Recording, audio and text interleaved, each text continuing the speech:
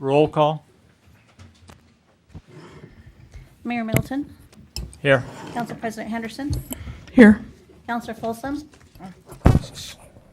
Councilor Folsom, Councilor Folsom, thank you. Here. Councilor Butterfield, Here. Councilor Grant and Langer will be joining us later. We'll start. You didn't call I'm me. sorry, Councilor Clark, I'm so Here. sorry. Thank you, thank you.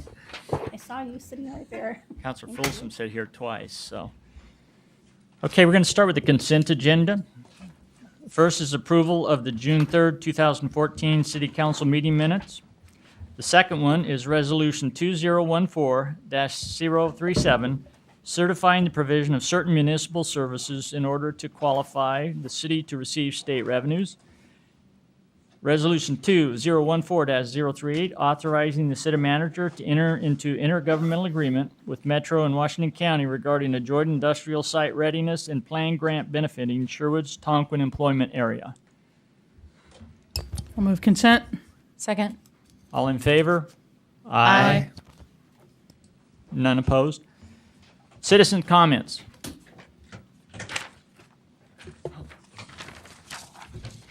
Mr. Claus.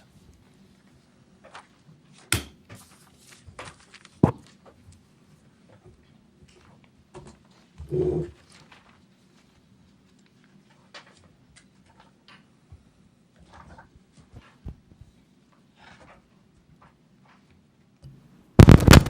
don't know if that's on or not. Robert James Claus, 22211 Southwest Pacific Highway.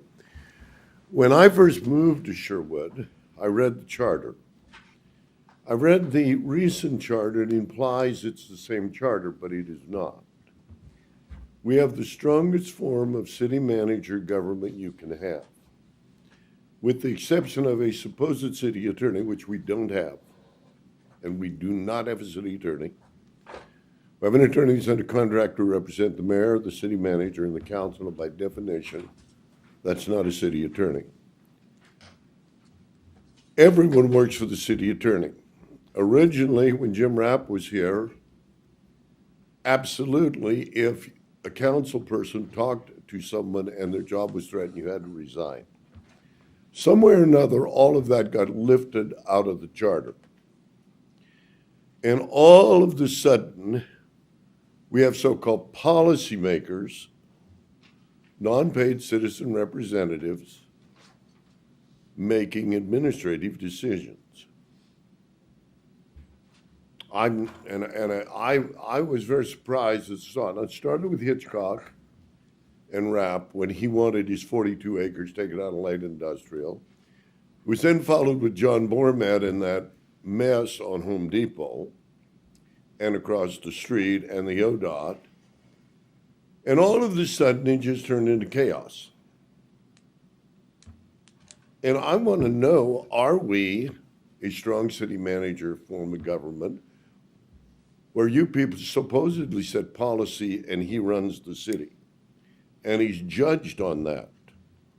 Our charter has been changed to the point it doesn't do it anymore, although you're supposed to. And I want to know what you're doing, getting involved in day-to-day decisions on placing merchants in the town. I believe that's all far as under the charter. But more than that, it's now gotten to be the point I believe it's going to get to be an election issue. We're going to start talking about what are you doing. Let's get a city manager that's not an ex-trucking dispatcher, or his pride thing, if you run the urban renewal, was who ran a service station. We've got a professional city manager, and I'm wondering why that administration is not done. Now, that's the reason the Article of Faith were written in Mormon Church, so people knew what they stood for. That's how the Ten Commandments came about. Whether you talk Jewish or Christian. And I think you need to have a set of summarized standards, what you're doing, and you need to sign off on them. Because in this next election, it's going to get to be an issue. You don't know whether you're, what are we doing by 19 acres out of town, planning to rezone it and bring it in, as Mays did with that piece next to the Y? What are we doing things like that? That is not a policy decision, or having a water line that you lost the vote on and the attorneys forget to tell you that because if the citizens wait long enough, the statute runs on it. And what I'm suggesting is you would adopt something like fundamental principles and sign off on them. So when the election comes, we have the issue, because rightly, as with the annexation that some people have been anxious to see, the reason Bull Mountain didn't come in was because they didn't trust the city, and the county finally took it and developed it. And all I'm suggesting is I'd like to see a statement of what you people stand for. Because it looks like to me you're hands-on managers, and that's not what the majority of us want to vote for. So, Thank you, Jim. I was given by you the articles of public service. Did everybody on council get a copy? no. I sent those to you because I wanted someone to look at something that a typical graduate student would be required to prepare something like that for each form of government. And people would be expected to sign off on something like that in that's Berkeley, and that's a PhD program in Berkeley. So I'm not sure that that would fit given our legal counsel, but the fact is, I don't understand, Bill, how this has happened, because this whole thing is almost beyond belief that we've gone from a situation where if a council person talked to the city manager's employees and that person was disturbed, they needed to resign, to the point they'll go to that staff around the city manager, Okay. and you can't judge anybody. Okay, do me a favor and give a copy to Sylvia, and she'll hand it out to everybody, okay? Thank you. Thank you.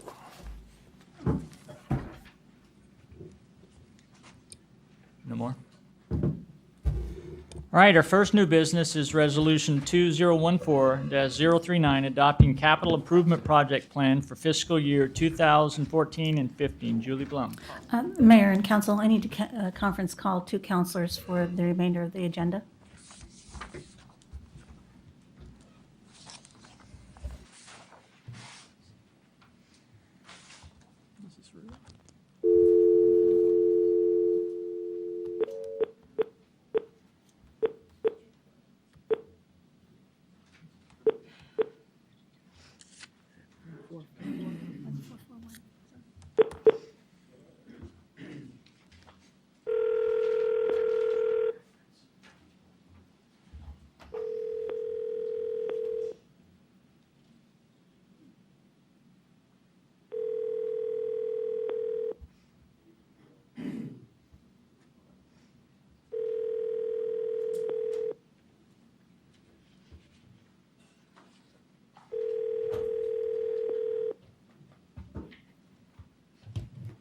Hello, this is Dave Grant. I can't.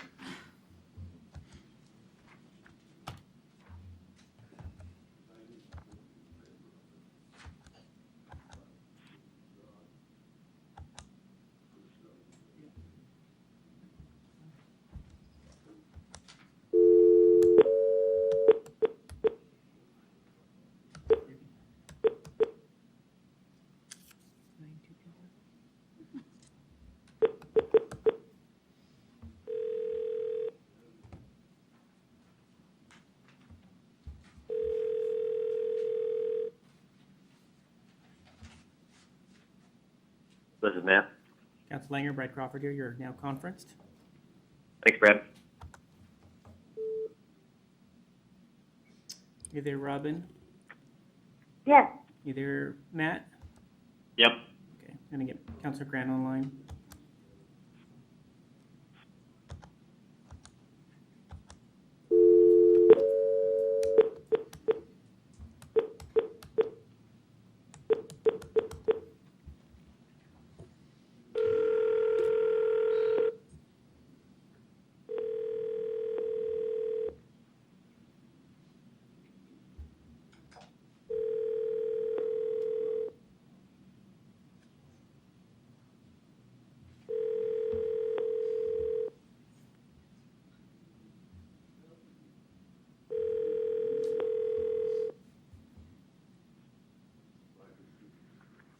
is Dave Grant. Go ahead, Julie, we're gonna go. Alright. Good evening, Mayor, councilors. What you have before you tonight is our annual capital improvement plan that covers the current or the upcoming fiscal year for fiscal year 14-15, and then outlines future projects that the city Tell him to will. mute his phone, please. Counselor Langer, Yes. can you mute your phone? Sorry. Thank you. And the exhibit also, or the attachment outlines additional projects that we have contemplated for the next 5 years. This is the same document we provided during the budget committee process outlining what those projects are. Do you have questions?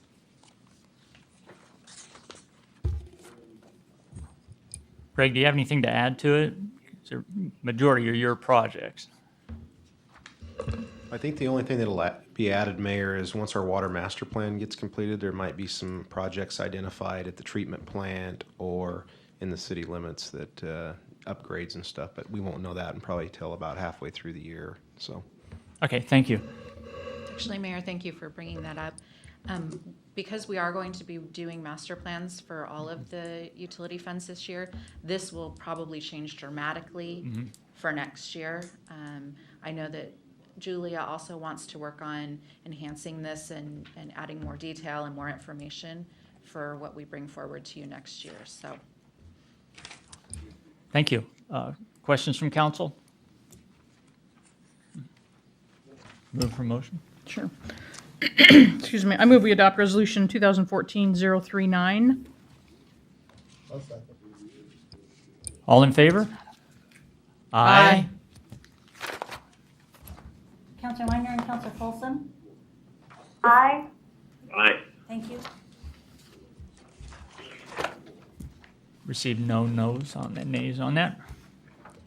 Resolution 2014-040, transferring budget expenditure appropriations between categories for budget year 2013-14. Again, All right, you're gonna hear a lot from me tonight. It's budget night. So what we have tonight is an appropriation transfer. There are several items that we need to address. The first is in our street capital fund. I brought you a appropriation transfer a month and a half, 2 months ago for this fund. And what we've discovered is that we've managed to just about complete the TSP update, and we didn't think we would be that far along when I did the last appropriation transfer. So this is just gonna get us finished up for this year in our street capital fund. And on the next page, we have for administration, we are transferring appropriation of $50,000 to cover additional legal expenses that we incurred this year related to multiple things, our special committee, the charter review committee. We had several investigations that we hadn't planned on, those sorts of things.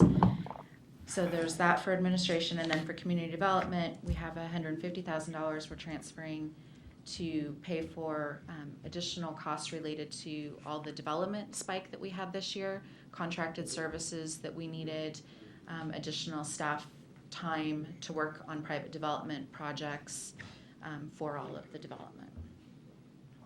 Do you have questions? Ed, this charter review committee was what, about 26,000? Somewhere in that ballpark. Right around in there. What was the special committee? I did- No, the charter review was less. That's the one we're still in. Yeah, the special committee was about 26 or so, And we don't know what the charter review, because it's ongoing. because it's so. an ongoing, yes. Did we plan on that for our next budget? We did estimates. Okay, that's good. So that, that money is basically materials and services fees, correct? So for the charter, we have Joe's time, Sylvia's time, and then very small amount one evening with the attorney, right, so far? Yeah, any attorney time is Right. what this would be related Right, to. right. Yes. Right. So it should be remarkably less. Yeah, I was thinking that. The capital outlay was the you have down here on this, that's the street capital fund. Yeah, so- we're transferring it out of the capital outlay line and moving it to the personal services and materials and services line for street capital. Okay. Bill, do you have any questions on it? Nope. Do I have a motion? I'll move we adopt Resolution 2014-040, transferring budget expenditure appropriations between categories for budget year 2013-2014. I'll second. All in favor? Aye. Aye. Aye. Thank you. No nays. Our next resolution, which we also have a handout on, is Resolution 2014-041, authorizing the city manager to enter into a contract with Blackline, Inc. for 2014 slurry seal program. Craig? Thanks. So what this is our annual slurry seal program. This year, we've partnered with Washington County in the past, but Washington County had contacted us, 6-8 months ago, so they didn't want to partner this year. So we were able to AD work right with the here. city of Hillsborough Conference to Okay. get through their RFP process, so we didn't have to do an RFP process, which saved us money. We get a little better pricing on the materials and services, and so there's a little savings to the city on that part. Up to $80,000, what was listed in their RFP. Blackline Inc. is the low responsible bidder. We'd like approval for our city manager to enter in contract with Blackline for $80,000 worth of work. The roads are identified on here, or the streets. There was an issue, and so you got an amended group of roads today. Just added some and deleted some. We got to make sure we stay within the $80,000. Mainly it's Oregon Trail subdivision. There's some streets in here that we'll clean up from last year that we didn't get completed because of the dollar amount that we did. And there's actually Century Drive, which we're expecting more traffic on that road, is identified in this program. So that's really what this is about. Did the council who's not here also get the update? It was emailed. Oh, okay, good.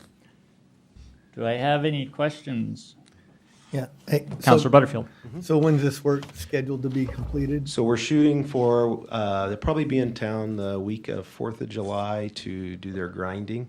And we're, depending on the weather, they can day or here or day there if you get rain. We're hoping to do the actual sealant work sometime the week around July 7th. So this summer. This summer, it'll be done. They'll be here 2 days, maybe 3 days, and they'll be gone. So the property owners have been notified in this area, and then they'll get door hangers as we get closer, 48 hours before. Okay.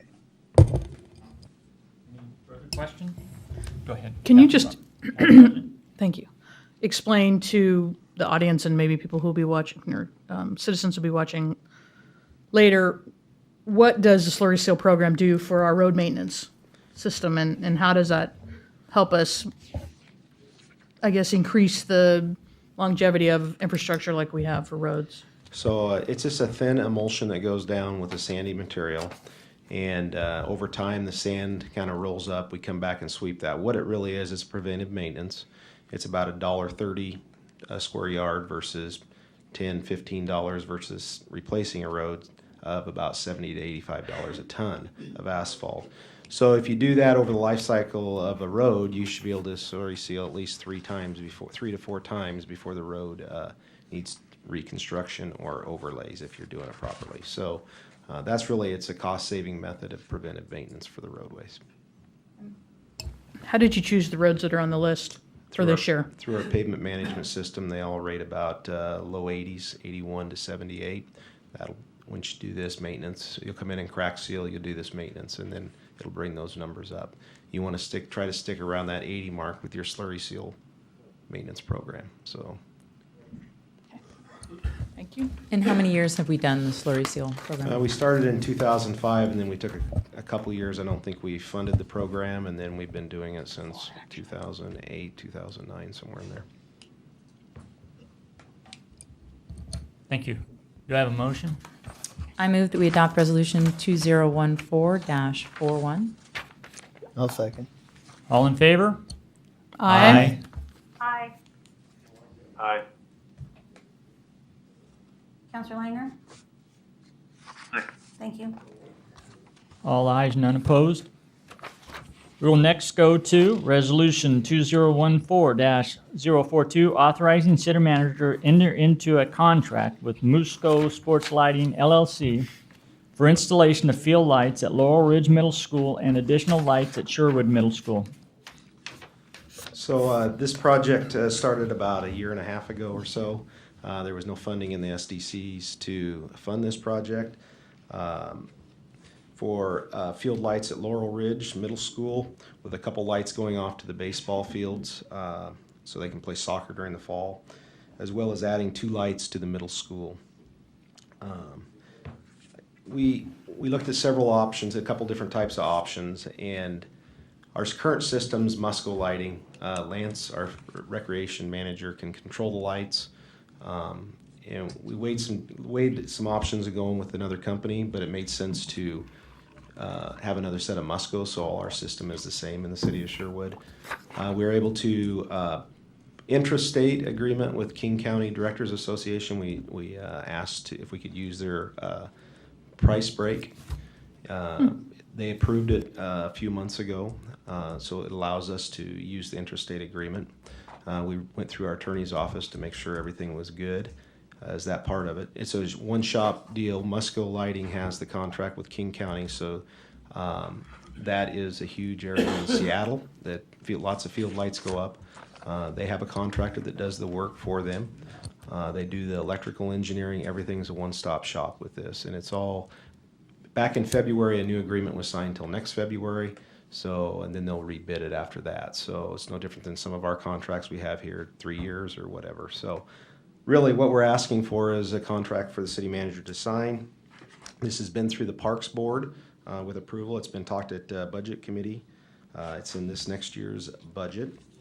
And the breakdown is $302,330 for the construction and material. The engineering cost is $4,850.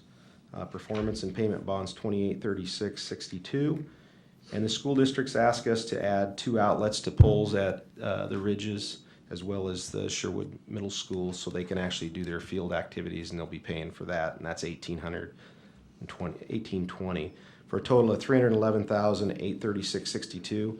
We are asking for 10% contingency, which brings that to $31,184. I don't foresee any issues. This looks like a pretty straightforward project. But we're going to try to do it in about 10 to 12 weeks so we have it up and going for football. And my biggest deal is if something goes over, I want to make sure we have some money that I don't have to come back and ask and wait 2 weeks or 3 weeks out to get on the council agenda. That's why we're asking for the contingency like that on this project. That's it. Councilor Butterfield, would you being part of the Parks Committee, would you kind of bring us up to date on the whole project? Sure. I mean, like you said, we've been working on this for actually a couple of years, but we were waiting for money. Since we have that, we have talked about it at Parks and Rec several times. I've met with PGE out at the site to try to see what we could do with them. They've offered to help us with maintenance costs after we get these things hung up in the way of high equipment to get up to the lights, to change them and whatnot. So on top of that, I've talked with several of the organizations that will be using the facilities, and based on that is the reason why we've really brought it to the city. We really have worked hard on this thing. It's something that's needed, and I hope everybody at council agrees. It should save a lot of money too because they won't have to rent the lights anymore. That's true. That's another thing. They'll be every year they have gas-powered generators out there running throughout the night where they practice. It's poorly lit. It's noisy. It smells. So we'll be eliminating a lot of that. They'll still have it, but it won't be even close to what we are used to. Council President? So I assume you're going to start this project as soon as possible? So we're ready to roll with this project. There's Joel will need to sign a contract if it's approved, and then there's a waiting time for the material. And we're expecting 10 to 12 weeks we can have it completed, hopefully, with the material here. One other note, that this did go through a hearings officer, and the lights will be on until, I believe, 10 o'clock. They can stay on until 10. So, and there was 2 neighborhood meetings also held for this project that I forgot to mention. And what kind of attendance did we have at the neighborhood meetings? 5 total, I think. I have another question. Go ahead. Do we have any questions from the council that's on the teleconference? Counselor Folsom, do you have any questions on the resolution? I don't. I do want to express my appreciation to the Parks Board and to Councilor Butterfield for continuing to push forward and move forward. This will be a great asset for our community and for the community. We'll be able to save hundreds, if not thousands of dollars. I appreciate their work on pursuing this. I know it's been a long journey. Thank you. Counselor Grant, do you have any questions on the resolution? No, I have no questions. Counselor Langer, do you have questions? No questions here. Thanks for all the hard work. Did you have another question? One more. Go ahead. So you said that the lights, something about the hearings officer and lights being on till 10? Yeah. Because? Well, there's a state law that, and maybe the police can answer this better than I can because of noise ordinances. It's like 10 o'clock, and then the lights will stay on for so long, and then it has to be a quiet time after like 10:15 to 7 in the morning or 6 in the morning. Right. So, Because we have an ordinance that requires lights to be off by 8:15 in parks. So I'm assuming because this is not a park. so as we talked at the hearings officer, the lights at Snyder Park's a little different scenario than this. Right. We're at a school district location. Like the high school. And there's the lights at Snyder Park are 35, 40 feet away, 50 feet away from properties right there. So that's why there was probably 8:15 put on that. Right. All the other schools have been 10 or 10:30 at night. So that's where the hearings officer went. So that's consistent with what we're already doing. Yes, Okay. that's what Lance has been doing. That's it. Do I have a motion? I'll motion that we adopt resolution 2014-042, authorizing the city manager to enter into a contract with Musco Sports Lighting LLC for installation of field lights at Laurel Ridge Middle School and additional lights at the Sherwood Middle School. Second. All in favor? Aye. Aye. Aye. Counselor Grant, are you in favor? Yes, aye. Thank you. None opposed. The next resolution is 2014-043, approving the terms of employment agreement between Joseph Gall and the City of Sherwood. Council President Linda Henderson and Councilor Dave Grant. So what council has before you is a 3-year contract with Joe Gall with just some minor changes. There were no language changes. Councilor Grant and I met with Joe on a couple occasions and talked about his concerns or any concerns he had with his contract. And I'm assuming all councilors had an opportunity to talk to Joe in a one-on-one situation, as I believe everybody meets with Joe. And his current contract expires on, I think it's the 25th or 28th. No, I'm sorry. It expires June 30th. So this contract effective date would be July 1, 2014 through June 30th, 2017. Councilor Grant, do you have anything to add to that? No, I agree. We met with Joe, and I think every opinion was represented, and we came up with what I think is a good contract.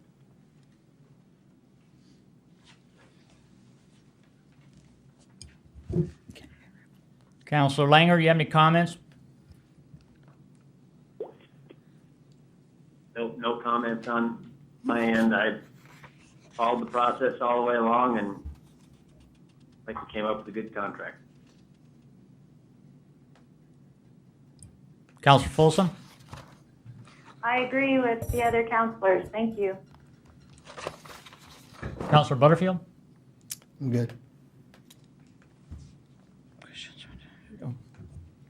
Okay, I had a few questions. The first I saw this was in the packet, so I didn't have enough time. Well, I had some time, but I was not kept what I consider up to date on the whole process. But I have a little historical background on this that I can't agree with this contract, and I do have some suggestions that we may make.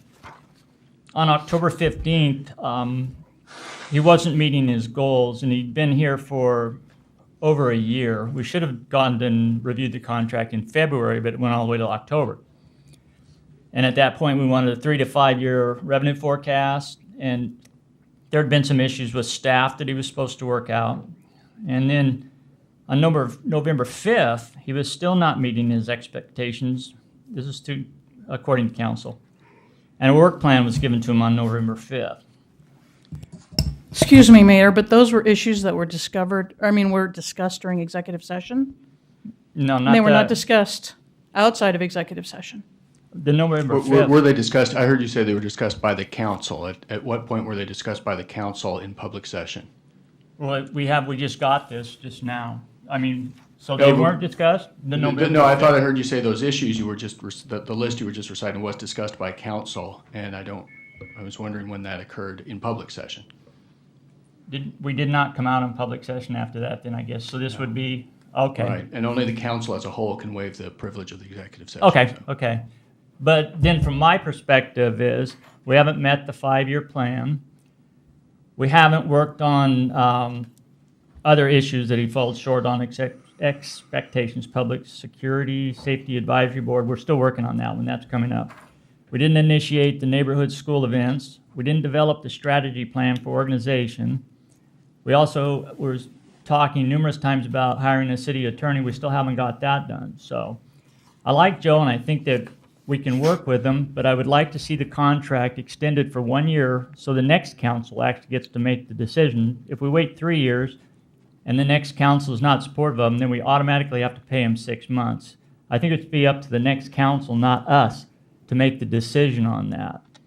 And also, as for a pay raise and for an increase in car allowance and for the YMCA benefit, I don't think that at this point he's due any of those. He's still falling short of my expectations and I believe other councils' expectations. So that's where mine is, to go for a 1-year contract and leave all the language as is now.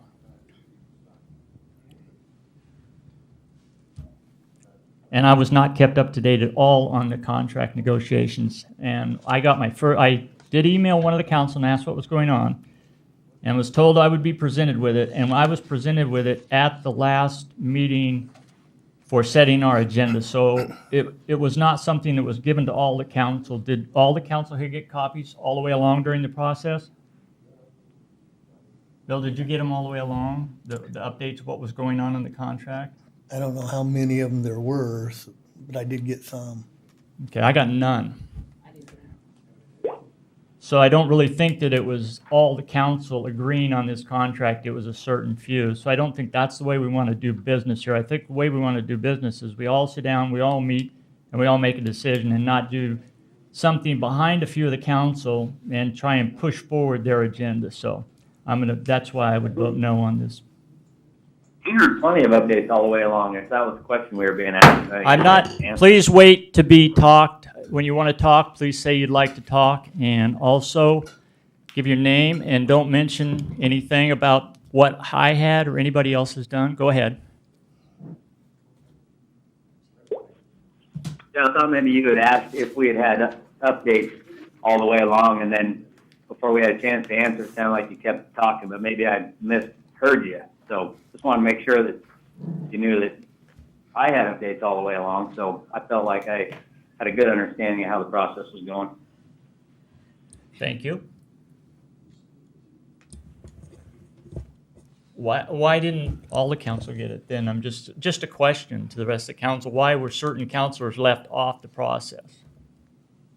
Well, you made it clear to me early on that you wouldn't consider anything but a 1-year contract, and attached a cryptic email to me about something that was covered under executive session that you were comfortable with divulging. That's not true. I never said I was stuck on the 1 year, but I'm not going to get in arguments with it. So I'm just saying, from a council's point of view, you meet with all the council, you talk to all the council, you don't just meet with 3 or 4 that you know that's going to support you. It's a council decision, and I don't think it was done properly. Yeah, we met with Joe, 3 of us. Joe and I and Dave Grant met, but other councilors did not meet with Councilor Grant and I. But you gave updates. We told them that that all we had to decide on was a raise, the term, and that there were no other outstanding issues. And you had given me your term. Okay. And Councilor Grant called Councilor Clark, but didn't receive a phone call back. Actually, that's not true. I talked to Councilor Grant. I'll speak. Oh, he had told me that he hadn't Councilor received a call Grant, back go from ahead. you. Okay, Councilor Henderson is correct at one time, but then very recently, well, a few days ago, Councilor Clark did call me back, and we had a discussion about it. So it's not that anyone's right or wrong, but Councilor Clark and I did have a discussion about this. I did not call Mayor Middleton because Mayor Middleton made his opinion very clear on email a few days ago also. So I felt everyone had a chance to weigh in, everyone had a chance to see this, and everyone is making the decision tonight with everything before us. The failures that the mayor has mentioned are failures of council, not failures of Joe. They're failures of leadership on council and failures of the mayor himself. That's my opinion. And this contract is You'll be one muted that if you bring we've my all name up seen again and on that. tabled. Mute that call, please. Mayor, you can't mute the Well, phone. he cannot mention my name. He's violating council rules. I'd like to Everybody's been explain mentioning that. everybody else's name. I don't think there was any ill intent. He was, yeah, but you can't just mute. Well, I don't a want member. him mentioning my name again. It's under council rules. We've been discussing this whole Heard thing. it- heard and He's understood. giving his opinion on me, so I didn't ask you for an opinion at this time. Okay, now let's get to the point. Where are the performance standards that he's done to actually give him this raise? And the more car allowance and the YMCA. I'm just worried about taxpayer money. I believe, I know we're going to keep him, and I have no problem with that. And I think he could make it, and I think he's doing a better job, but not the job that we want to give him all these perks at this time. I'd like to give him a one-year contract. And I'll even agree to all the increases and all that. If we just go to a one-year contract, let the next council decide. We don't want to handcuff them into being forced with a three-year contract.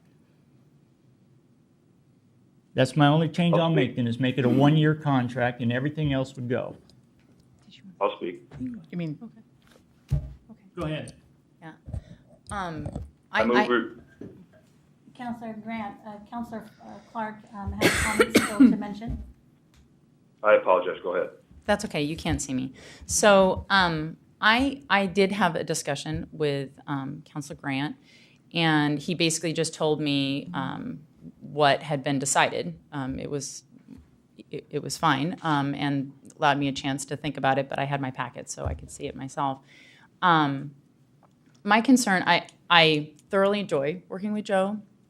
He responds very well to me now. If I contact him, he contacts me right back. I don't have any problems in that manner at all. I think that my concern is kind of the historical concern of what has happened with meeting the goals and getting the things done that we need to get done. And so I just think that being prudent, it would be prudent to not give a long contract. I don't think that it's a negative. I definitely want to continue on with the contract. But I think that 3 years seems extensive, particularly looking that we're going to be having or could have a new range of council members. I think that Mayor Middleton makes a good point. I don't think it's a negative blight. I think it's more of a, let's look at it in just a calm manner of, what is the best thing for the city and for Joe. I think that he's shown some real strides, and if we continue to talk with him and work with him, and this is what we need, then I think that it's easier for him to perform. If you say here's 3 years and, figure it out. I think that's much harder. I think that to keep on top of it, to make sure that we continue to get what we need, is prudent. And not a negative thing, but just something that is prudent. So Grant can have the floor now. Councilor Grant. Thank you. I would like to make a motion that we approve Resolution 2014-043. Did everybody have a chance to talk? I'll second. Is everybody done talking? Go ahead. Okay, motion, who's making the second? Folsom is making the second. Oh. All in favor? Aye. Aye. All opposed? No. Nay. Okay, moving on. Resolution 2014-044, adopting schedule of fees as authorized by the City Zoning and Community Development Code, establishing fees for miscellaneous city services and establishing an effective date. So, Julie. Mayor and Council, before Julie starts, Julie, do you know if the public hearing statement is required for the budget item only or for all 3 items under public hearing? All of them need the public hearing, so I don't know if you have to read the statement individually. I think you do. I'll read the statement once for all 3 items. The Sherwood City Council will hold a public hearing for items listed on the agenda of Resolution 2014-044, adopting a schedule of fees as authorized by the City Zoning and Community Development Code, establishing fees for miscellaneous city services, and establishing an effective date. For Resolution 2014-045, declaring the City of Sherwood's election to receive state revenues. Resolution 2014-046, adopting the fiscal year 2014-15 budget of the City of Sherwood, making appropriations, imposing and categorizing taxes, and authorizing the city manager to take such actions necessary to carry out the adopted budget. The purpose of the hearing is to provide the public with an opportunity to submit testimony on the above said items. The order of business the council will follow. In conducting this hearing, will to hear the staff report, receive any correspondence, receive public testimony, receive additional staff comments. Questions from the council will follow. The hearing will then be closed and no further testimony will be received. Discussion by the council will follow. Any interested person may present testimony. If you wish to speak, please fill out the testimony form and submit it to the city recorder. The mayor will recognize those persons wishing to speak, and any questions should be addressed to the mayor. When you come to the microphone, please state your name and address for the record, as this hearing will be recorded, and please limit your testimony to 4 minutes. Mayor, at the conclusion of these items, I do need to read an additional statement for item D. That's 44 and 46. So this statement was for 44, 45, and 46. 45. Okay. Okay, we'll start with Resolution 2014-044. Julie? What you have before you tonight is the annual update to our fee schedule effective July 1. And this year we have very limited number of changes from what we've had in some years past. So I'm just going to briefly highlight some of the changes. One of the issues we're doing here is we are going to eliminate the alarm permit registration process. This year, we started looking at what are items that we do that, and why do we do them, and what value do they add to the citizens and the city. And this is a process that, in researching with other cities, we found that a lot of cities have alarm permit registrations to try to mitigate false alarms in their towns. We don't have an issue with false alarms, and so this is really not a process that we need, and we don't need to charge people to register their alarm for a problem we don't have. So as staff, we're proposing to eliminate the alarm permit registration process. We'll be bringing code forward, a code change forward for the July 1st meeting, but because it has a fee portion to it, I wanted to make sure it was in this fee schedule for tonight. So that's the first one. Police report videotapes. We don't use videotapes anymore, so we'll take that fee out of the schedule. And copies for discs, we're just changing the fee to be consistent with all the other prices for discs in the city.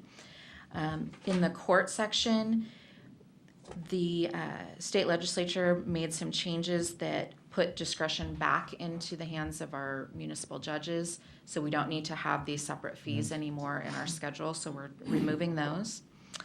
Under utility rates, the sanitary and storm rates are increasing due to increases from Clean Water Services. We are not increasing our surcharge, but these are fee increases imposed from Clean Water Services. The system development fees, as was discussed at the May 6th council meeting, we are putting forward to do a 50% reduction in all of our city street SDCs. So that's part of this.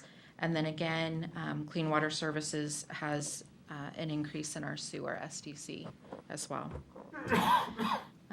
We have, the last one is our in lieu of fee for fiber. Right now, we require developers to put the conduit in when they do new construction. And if they choose to not do that, they have to pay this in lieu of fee so that we can do that work instead. And what we discovered was that $10 a linear foot was not covering our costs to do that. So we're increasing the fee so that it will cover our costs to put that conduit in the ground.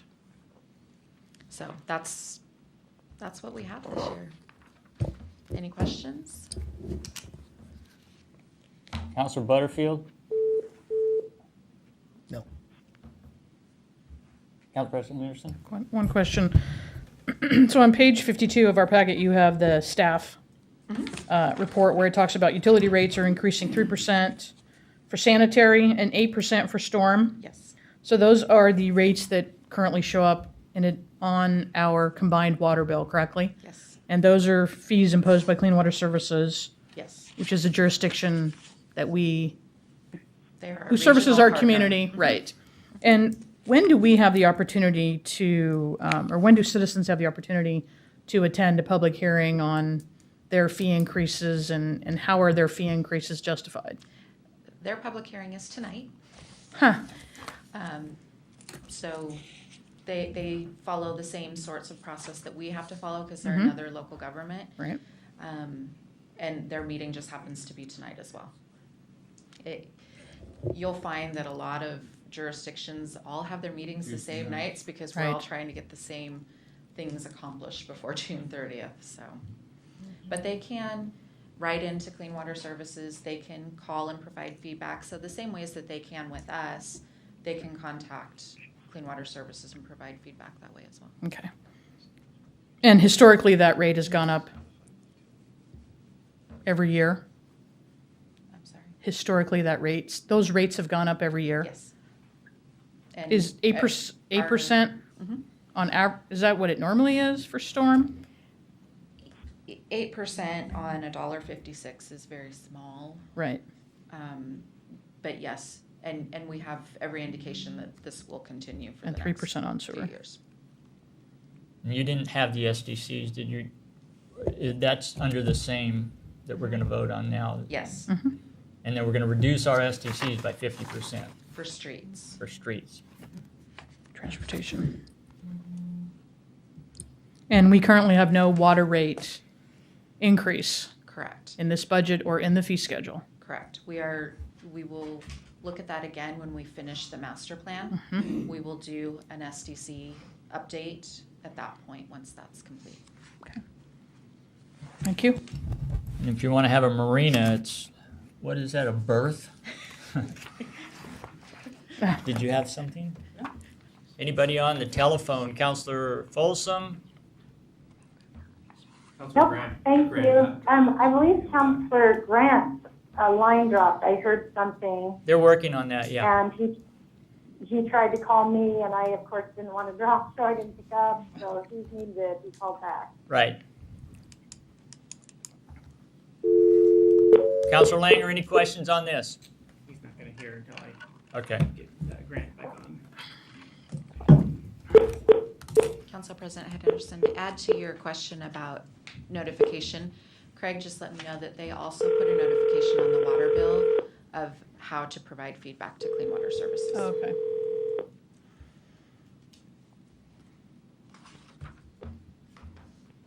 This is Dave. Hey, Councilor Grant, it's Brad, I got you back on. Thank you. Are we still connected? Yes, you're there. Okay. Any question on the fees on Resolution 2014-44? Not here. I'm all set too. Thanks, Mayor. I have no questions. Do you have a motion? Trying to find the resolution. I move that we adopt Resolution 2014-44. Oh, wait, you have to open for. You have to open public hearing. Sorry. I know, it's my fault. Seeing no one, I close the public hearing. Now, no, she has to read something after that one. No? This? That's James. Oh, did, 7C and D. Where is Jane? That's on budget Okay. I didn't see him. Oh, there he is. and the TSP. Okay, now we're going back to Resolution 201-044. Do I have a motion? I move that we adopt Resolution 2014-044. I'll second. All in favor? Aye. Aye. Aye. Aye. Opposed? None. Resolution 2014-0445, declaring the City of Sherwood's election to receive state revenues. Julie. Okay. Again, this is one of those annual have-to-dos from the state that require us to hold public hearings to allow citizens to comment on how we spend our state shared revenue. And this year, the estimate for our revenue is about $178,000. And in the past, it's just basic general fund money and used in the general fund. But if people have specific ideas for how they want that money used, this is an opportunity for them to provide that feedback to you. Open the public hearing. Come on, up forward, Gene.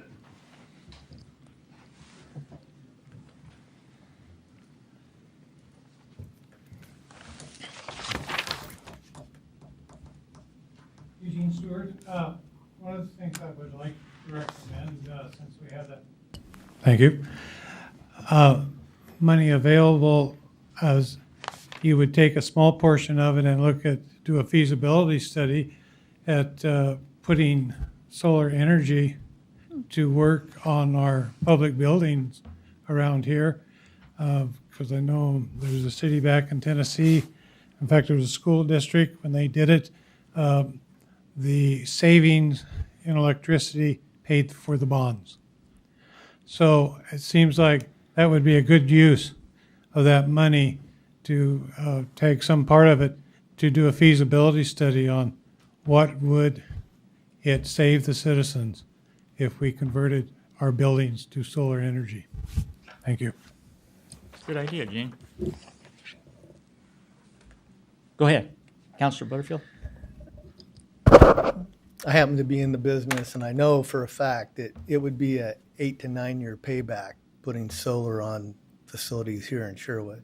So just some info for you. Any other comments from council?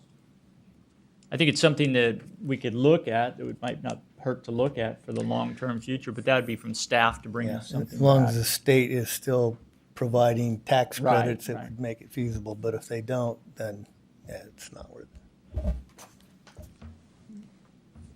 Councilor Folsom, Grant, or Langer, any comments? I'm good, thank you. I'm good. I have none. None. We'll close the public hearing. Oh, sorry, I didn't close the public hearing. It's closed. I move we adopt Resolution 2014-045.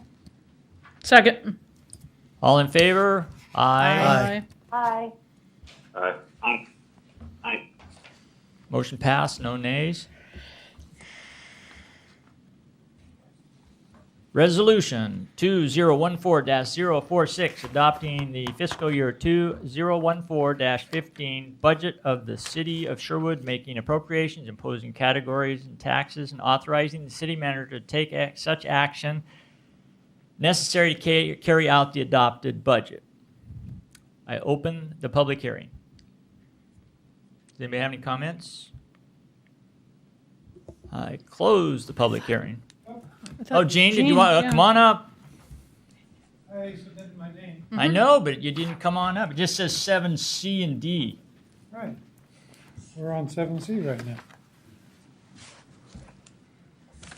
now.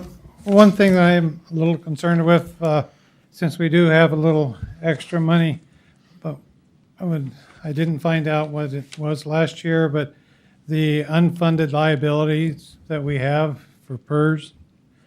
I don't know if just say, well, last I heard it was like 7 million. Every year that 7 million sits out there, we're probably costing the taxpayers. My estimate is 5% on growth and 5% on earnings. That's 10%. So that's costing the taxpayers. They're going to have to come up sometime in the future for another $700,000 to get that back down to zero. So it's not right to say that we can pay it down the road. There's still a cost associated every year that we have unfunded liability. And we need to recognize that and try to get it back down. Also, by not getting unfunded liabilities down, we are then also paying a higher rate on the annual basis. So there again, how much does that cost us? I think that needs to be brought out in the budget a little bit more than what it has been in the past. Thank you. Thank you, Gene. Council comments. We'll start with the group. Oh, close the public hearing. I've got to, let's see, we'll start with Councilor Folsom. You know, I feel like I discussed everything I needed to at the meeting. Thank you for the process, Julie. I felt it was very transparent. And each year that I've been serving on the budget committee, I feel like we learn more, we understand more, and we're able to have a greater capacity to really put our fingers on where we're spending our money and how we're spending it. I also want to congratulate the staff on doing such a great job of conserving resources to come out with the 31% reserves we had when we began the budget process. That was phenomenal, and I'm so thankful. So that's all I had. Councilor Grant? Thank you. I agree with Councilor Folsom. I want to thank the whole budget committee and also Julie for putting together a great budget, something that we could easily understand, discuss, and come to an agreement on. And so this is a good budget, and staff deserves all the credit, and I'm totally in favor of it. Thank you. Councilor Langer? Yeah, I agree with Councilor Folsom and Grant, and I'd especially like to send a big thank you to all the volunteer citizen hours and the guidance of the chair at all the budget committee meetings. And a big congratulations to staff for putting together a great budget. And it's really nice to see numbers that are a little easier to work with than they were the last few years. And it's a real pleasure to see some projects getting taken care of that we've been hoping for quite some time. So big congratulations to everybody, and thanks a bunch again to all the citizen volunteers on the committee. Councilor Butterfield? I'm good to go. Go ahead. Councilor Clark? So I also want to thank all the citizen volunteers who are on the budget committee. It's a lot of hours, and Joe tried something new by having a Saturday meeting. Unfortunately, it was super sunny, and so we didn't get very many people, but it was a good attempt at working outside the box. And so I appreciate all of the citizens who came on that beautiful day to talk about the budget, because it was hard. But it was, I know that it takes a lot of work for staff.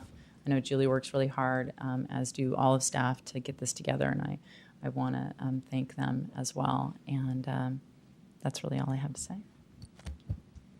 Council President Henderson.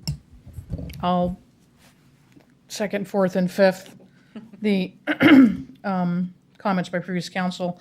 I appreciate the budget committee members as well. I think they asked some great questions, some hard questions, and I think that every year the budget has gotten better. It's gotten easier to read. I think we have more detail about where expenses are going, has improved every year with every budget, and I'm hoping that with staff's pursuit of a new accounting system, that we'll have even more transparency in the budget and potentially ongoing on the city's website, for where citizens can go in, not just during the budget process, but at any point in time, and be able to see, basically where their taxpayer dollars are being spent, how much projects cost. And I'm hoping that the accounting system that's in this budget will enable citizens to have more detail, and future councils will have, more detail in the budget.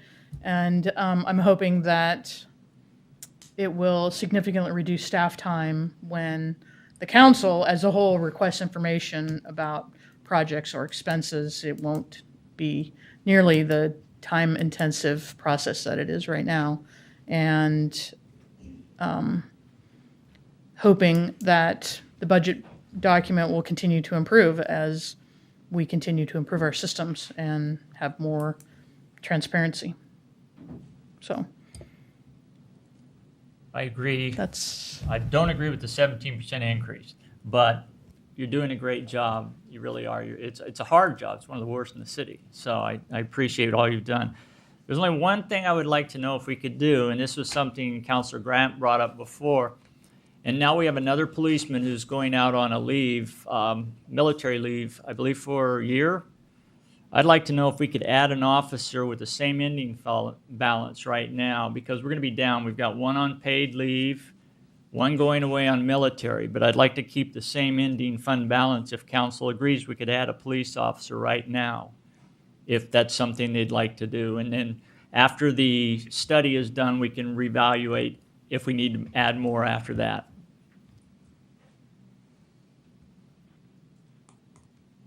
Does anyone in council want to work on that, or do you just want to wait until later? is it really the council's job to decide who Joe's hire and when they hire? I can understand wanting to fill the position that Officer Tweeg is vacating while he serves in the military again, but maybe Julie, you can answer your question about ending fund balance. I'm sure Chief Growth has a plan for backfilling that position. If Officer Twig is going to be gone for a year, I don't know what the process is for only hiring somebody for 1 year. Well, we do make the budget decisions. I believe that we could if we wanted to. That was a position that was not in there. I don't see why we couldn't. That's why we're having the budget hearings now. So Right. And we talked about this at the budget meeting where Chair Karkin recommended that we fund part of an officer position starting the 1st of January as part of this budget. So how are you I guess going to backfill that position? Can I? One thing to clarify, Chief Growth is not here because he had a family member pass away, and he is with his family tonight. So Captain Hanlon can talk about how they backfill when they need to backfill. So our backfill process is simply going to be utilizing the personnel we have right now, and a majority of that will probably be overtime, just covering shifts. Well, why wouldn't it make more sense for us to hire somebody than spending overtime? To me, it makes more sense to bring the officer on rather than, because you're going to be paying time and a half, so that means a half time there, we're not going to have somebody. We're just wasting the money. If we hired the person, we could cut back on our overtime, correct? And ideally, that would work. The issue we have is to hire somebody right now would be months before we could hire them, just because of the process. At best, 3 months maybe, and then getting them up to speed. If we hired a recruit, we're still a year out before we can utilize that officer. I get what you're saying. I'm just, unless we hire a lateral that can hit the street tomorrow, and still to even get that officer, still 3-4 months just through a hiring, interviewing, background. So now we're 8 months trying to utilize that officer. That's assuming nobody would leave in that 8 months. Correct. Otherwise, you'd have a trained person on there. I mean, it just seems like we're always saying we need more. Here we're trying to offer more, and you're saying we don't. I mean, it's something we don't need or don't want, or how does that? I just don't. I mean, to me, I'd rather spend the time and money to train somebody up, because according to what we received from the chief, we were almost 5 officers down. Or he wants 5 more. At least we start the process now of bringing one on. That would eliminate, I mean, we're going to have to stagger them if we hire. You're right. I guess I'm just addressing how do we backfill and how do we address our officer that's on military leave. And we just don't have a quick fix for that. Yeah, I know the long-term sustainability that we've been talking about. Ultimately, for an officer, it takes them a year to get up and going. So you hire somebody now, we won't see their true benefit for a year. That's not gonna help us in the short-term dilemma that we're in. Long-term, yeah. And then we have one on paid leave. If he doesn't come back, then we're looking at still having to hire and still going out for the training. So this would give us a head start on it, wouldn't it? Yeah. When that happens. Could I ask a couple questions? This is Councilor Folsom. Sure. Mayor, I appreciate your thoughts. I would like to go back to the final budget meeting, because I do know the committee as a whole spoke of this, and that was the one that I was absent from. What was the consensus of the committee, that the 14 members? Was it that we do fund a partial year starting in January? And then my second question is, Joe, can you address, and Julie, can you address the ability of this and what you think of this idea for us to do something like this? I hear what the mayor is saying, and I appreciate his offer to try and support our police department. I just have one comment. I don't believe during the meetings that we knew there was going to be another one going. I mean, I never had heard that until just recently, that we were going to lose a man for another year. I don't remember how many would be on was discussed. Yeah. Well, I'm not sure if the budget committee was made aware of that, but I know Council President Henderson alluded to the fact that there was that discussion. So was there a decision made by the committee as a whole? Yes, there was. Go ahead. Okay. So there was quite a discussion about this issue, and there were several options that were put on the table.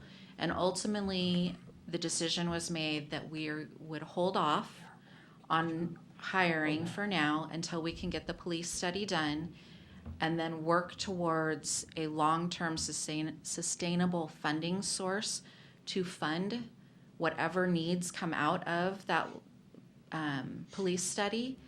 And if that means that we need to come back mid-year with a supplemental to add somebody at that point, we can do that. If we add money to this budget, to the police budget, we would need to cut somewhere else to cover it if you do not want to touch ending fund balance, which would be my recommendation, because adding a position creates an ongoing annual expense. It needs to be covered by annual ongoing revenue. So if we were to add money to add a position in the police department, we would need to cut $100,000 somewhere else. At what point is the study anticipated to be completed? Where are we at with the RFP, Tom? We essentially have the major portions of the RFP going. We're still internally going through the scope of work. Joe and I and Jeff are kind of working on that, and should be ready to put together here fairly soon. And we plan on talking with council members. I would assume we'd go out soon thereafter, and the goal would be to get it done before the end of the year, so we could do a supplemental budget as you suggested. I think that's completely doable, and what our intent would be if we moved forward with the study. And there's money in this proposed budget to do that study. So, Yes. which is another reason why we've waited, because we don't have the money in the current budget. Councilor Butterfield? Want to go first? No. Okay. Oh, no, I was just looking at you. I'm a little confused because it sounds like no matter what happens, who you hire, it's going to take a year before we can even utilize them. Unless it's Is that correct? With a standard recruit, yes. Just based on best case scenario, you can post, interview, and then hire your 3 months, and then you have the basic police academy, then you have FTEP. So you're almost a year out before that officer is what we'd give them solo status as and patrolling. A lateral could be as fast as 3-4 months, depending on where they come from, the experience they have, and how quickly we can get through a hiring process. We do have a retiree who's working that is backfilling that position currently. He's Which not position? working full-time. He's backfilling for Officer Twig. He's not full-time, but he is, what, 3/4 time-ish? 25-ish hours. So we do have somebody on staff who is helping to backfill some of that hole. Not at overtime, but at regular Yes. pay. But we're not paying Officer Twig when he's gone, correct? Correct. So the 100,000 you'd have to be looking for could be saved off of his salary, correct? Some of it, we still have to provide benefits and those sorts of things, so basically you're only looking at salary. You don't have to provide medical either unless, well, he can take it if he wants, but it's not required because he goes under TRICARE. So the government's paying for that. But if it's going to take that long to get somebody on board, I think we should just start now and move, and at least that way we're in the ballpark of having somebody trained within a year, and then next year's budget, obviously we'll have to be concerned about that. But right now we could have somebody, and you say, I understand what you're saying, they have to go through FTEP and all that, but they are a body, second person in the car, especially at night. Sometimes they are helpful. I mean, once they go through the academy and all that, but I just think it gives us a head start on moving ahead. So that's just my opinion. I'll speak. Go ahead, Councilor Grant. Thank you. What we have before us is a resolution to adopt the budget. And what I'm hearing tonight is staffing discussion about hiring or whatever members of staff, which is the job of staff, and particularly the job of Chief Growth, who would bring it to the city manager. But if there's no, if what I'm hearing is a motion to amend the budget, then I'm listening, but I don't think I'm hearing that. So what we need is a motion to either approve the budget or we move forward. So unless I'm hearing a motion to amend the budget, I would like to make a motion that we approve Resolution 2014-046. Okay. I'd like to amend that. Is this the time to amend that resolution? The Point of order. We have to vote on the motion and the second first, and then if it fails, then we can amend. No, if the motion fails, it can't be amended. It can only be amended while it is before the body, but the person making the motion has to agree to allow an amendment, or to allow a motion to amend. Will you consider a motion to amend? Oh, thank you. And no, then I won't. I'd like to just stay with the motion and the second. Oh, that's a surprise. I'm sorry, Mayor, I did not get the second. Councilor Langer. Yeah, second. I seconded it. Thank you. All right, all in favor? Aye. Aye. Aye. Opposed? No. Aye. Aye. Mr. Mayor, Yes. I just wanted to thank you for showing the support to the police department, and Julie, thank you very much for explaining the process of what we can do to show support. And Joe, if you will convey our support to Chief Gross when he is able to return. And I'm sure that the council will be amenable to a supplemental budget as needed to help support the police department. That's what I heard in the conversation. So thank you. We're going to take a 10-minute break. Correction, we'll be back at 8:30 if that's amenable. Sure. Okay, we're going to go on the next, which is, We don't have a quorum. she's standing right there. Hey, Prasanna, come on. I love it.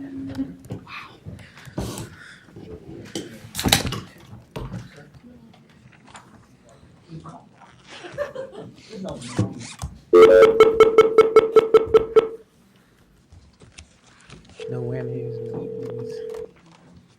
No whammies, no whammies.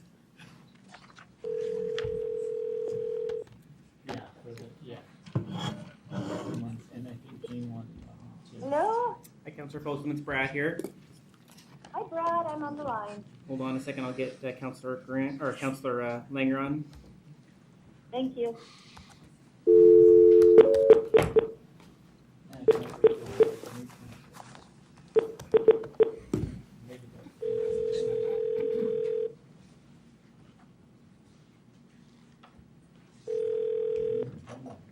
This is Matt. Councilor Langer, it's Brad here. Hey, Brad. Hey, just conferencing you in. Excuse me? I was talking to her, so please calm down. Oh, you were saying something under your breath. What did you say to Just me? calm down. What did you say to me in the kitchen, Mayor? Oh, I can't recall. Was I talking to the council out here? Let's please show some decorum. We're going to work on the transportation plan. Ordinance 2014-012, amending Chapter 6 of the Sherwood Comprehensive Plan, Part 2, amending the Transportation Street Functional Classification Map, adopting a new transportation system plan, establishing an effective date, and repealing Ordinance 2000-1104, establishing the Capacity Allocation Program. That's the CAP. Julia. So I'm actually going to quickly turn it over to Brad, who's going to do a brief presentation and talk to you about what's being proposed. And then we have our consultant from DKS, Garth, is here to speak a little bit. And then Bob is also here, who is the project manager for the TSP update. So, Brad, prior to your presentation, I'll read the public hearing statement. The Sherwood City Council will hold a public hearing this evening to hear testimony on Ordinance 2014-012, amending Chapter 6 of the Sherwood Comprehensive Plan, Part 2, amending the Transportation Street Functional Classification Map, adopting a new transportation system plan, establishing an effective date, and repealing Ordinance 2000-1104, establishing the Capacity Allocation Program, also known as the CAP. The purpose of the hearing is to provide the public with an opportunity to submit testimony on the above said item. The council will conduct tonight's hearing in the following order. Staff will present the staff report, followed by questions for the council. The mayor will then open the hearing to receive public testimony, and each person's time will be limited as follows. The applicant, and in this case the applicant is the city of Sherwood, will receive 30 minutes split between presentation and rebuttal. Persons in favor of the legislation, a 4-minute limit. Persons opposed to the legislation, a 4-minute limit. Rebuttal from the applicant with the remainder of the 30 minutes. The mayor will then close the public hearing. Final comments by staff will be 15 minutes. Questions of the staff, if any, by the council. Discussion and deliberation by the council will follow. If you wish to speak, please fill out the testimony form and submit it to the city recorder. The council will recognize those people wishing to speak. Any questions should be addressed through the mayor. When you come to the microphone, please state your name and address for the record, as this hearing will be recorded. Please speak clearly into the microphone and limit your testimony to the time imposed. Oops. Good evening, Mr. Mayor and council members. Tonight before you, obviously, is the Transportation System Plan Amendment. And for those of you that do not know, this was a project that was funded through a Transportation and Growth Management grant that was awarded to the city. And it's been about a year-long process. We've been working on our TSP.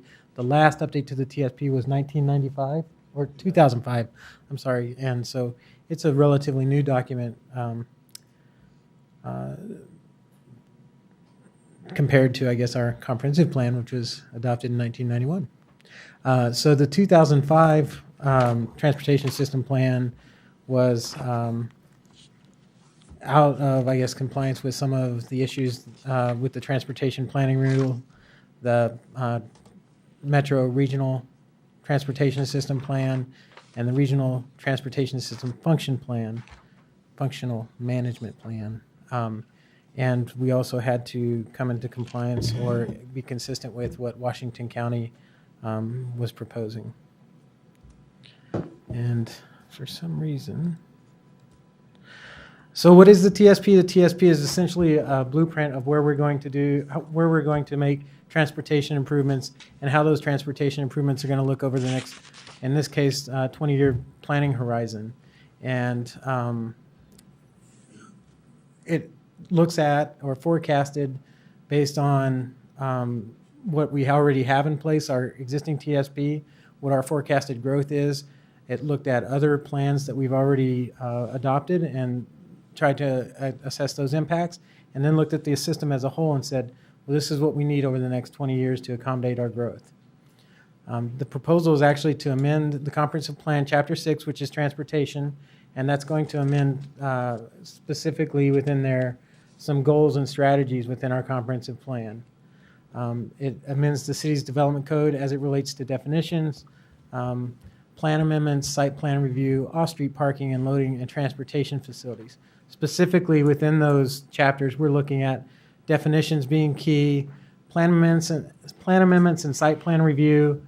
We're looking at the traffic impact analysis that currently we require. This requires developers to provide a more robust traffic impact analysis to allow staff to assess the impacts of their development onto the transportation system plan.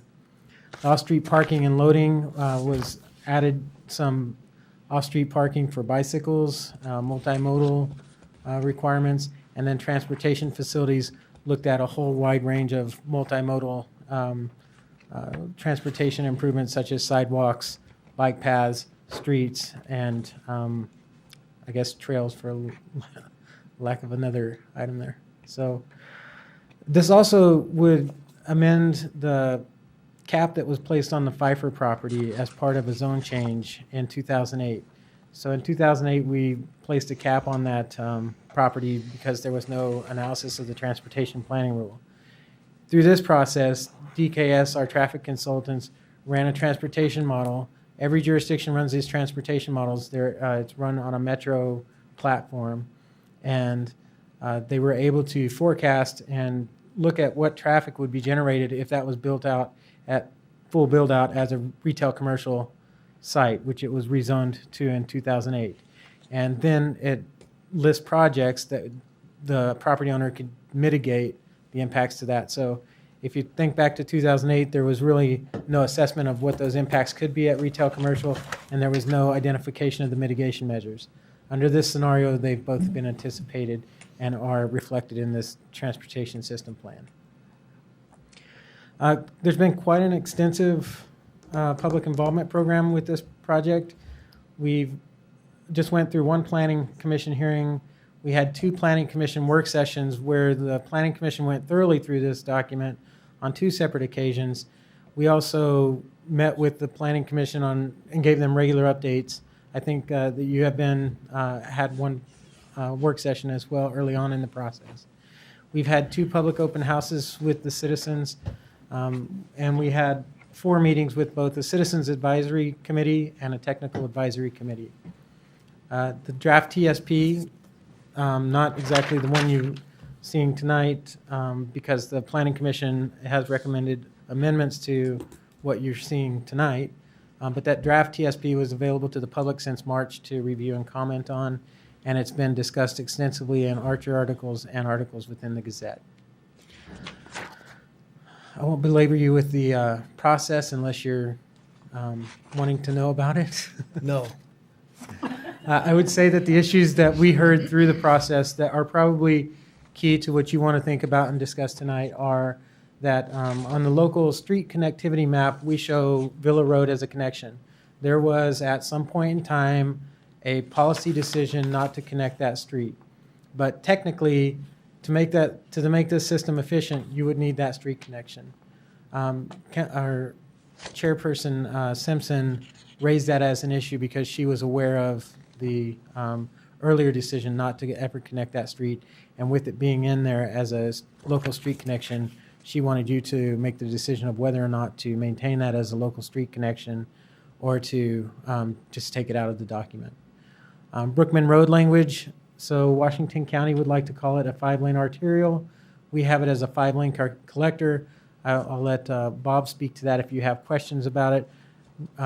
In short, the county's asking us to hold that as a placeholder for any future connection on a bypass route that would connect from 124th and I-5. Doesn't necessarily have to go at Brookman, but they would like to have it as a placeholder because Brookman is currently within the urban growth boundary, and you could make that connection there.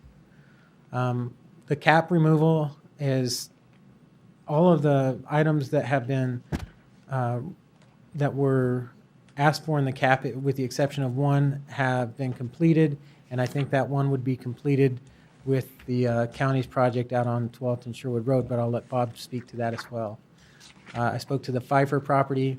Within the transportation impact analysis that developers are required to do, Washington County and ODOT require volume to capacity studies, and we only required level of service. Under the new proposal, you would be, as planning commissioners and city councilors, allowed to consider both. We would be looking at volume to capacity and level of service. And again, Bob is able to describe that in detail and very simply. I think he could better explain it than I could. This document puts together transportation improvements. Over the next 20-year horizon, we looked at projects that need to be completed to keep our system efficient. And through that process of putting this document together, we looked at how they were funded and whether or not they were needed in the short term, the medium term, or the long term. I believe in your packet, the Planning Commission made suggestions to move 2 or 3 projects from either short term to medium term or medium term to short term. And then traffic signals, we all know the issues that are happening with the traffic signal over off of the 12th and Sherwood Road project.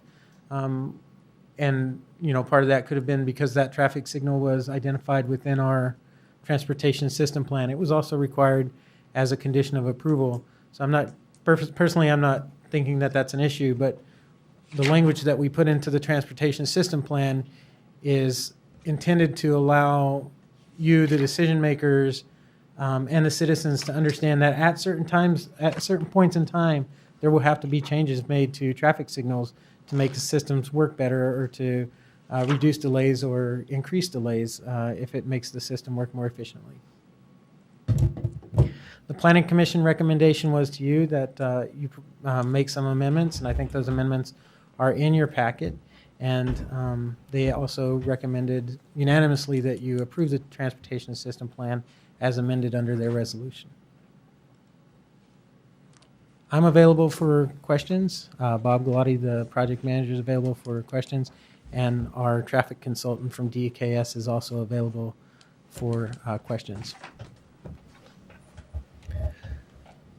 I've got a couple questions. Go ahead, Councilor Butterfield. So this plan, when is it going to take place? Is it scheduled? Is it on the books? Or is this something that still is to be determined? It's a living document. And so it happens as development occurs. It happens as your priorities are set and projects are funded. But what it does is it says, here's a range of projects that we think need to be done over the next 20 years. And they were, again, put in short, medium, or long term based on what the engineers thought as a priority. And for that matter, the public too, because this did go through a public process, fairly extensive.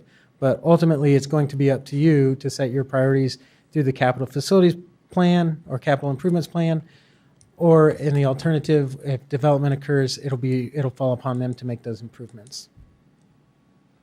Okay, can we back up one slide? Yes, sir. Hopefully. 2 slides, sorry. So this is the recommendation and the priority list.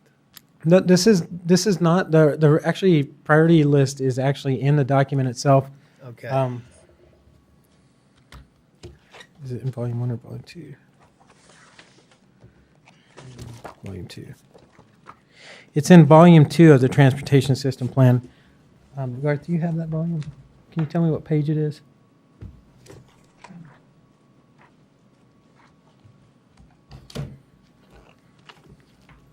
Because, you know, we got a packet like 1,000 pages? 6 inches thick. And I can honestly say I did not read every page. If you go to, within that document, page 28 is where the projects begin. And it has a whole host of projects.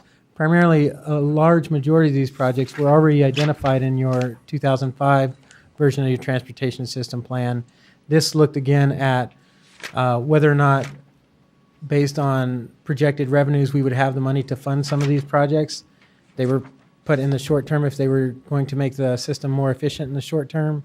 In the medium term, if we didn't think funding was going to be available but could potentially be available through development, that was another option that they would happen probably in the medium term. And then long term are projects that we foresee as being needed, another lane all the way down 12th and Sherwood Road, but as unfunded or not likely to be funded in any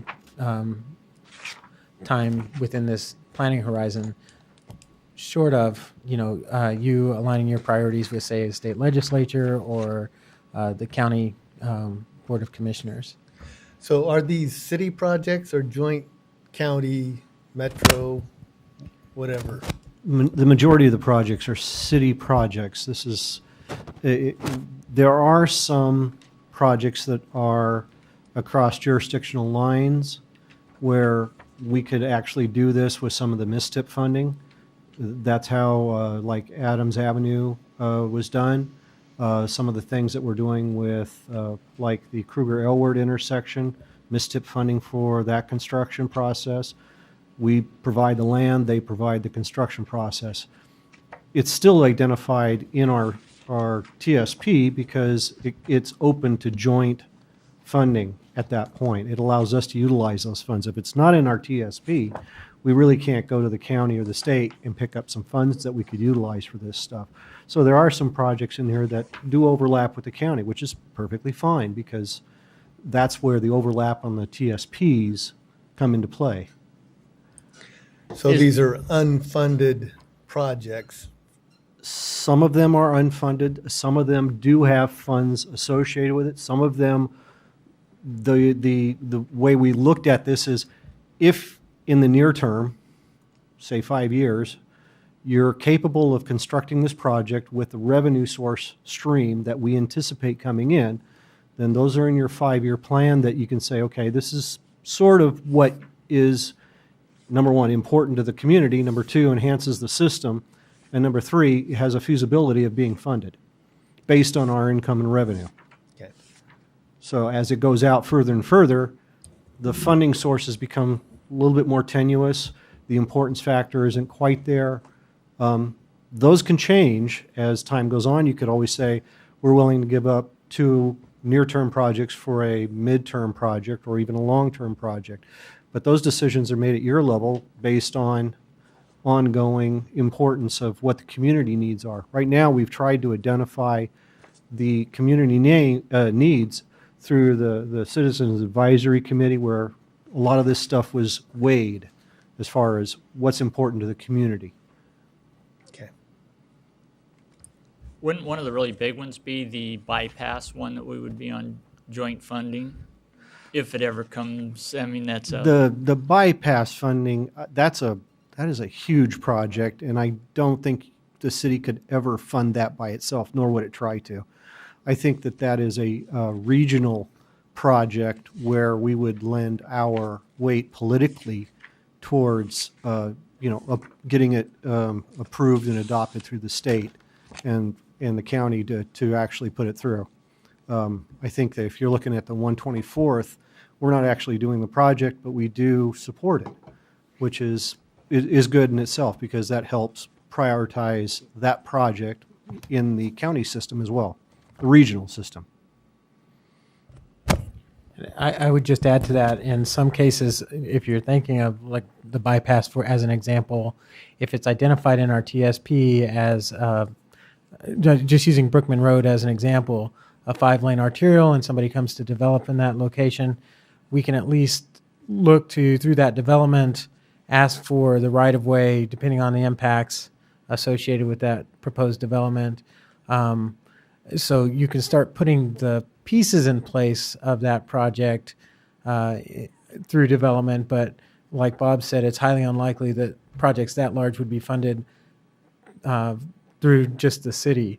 But it's important to note that they were considered because they would improve transportation through the city and regionally. Council comments?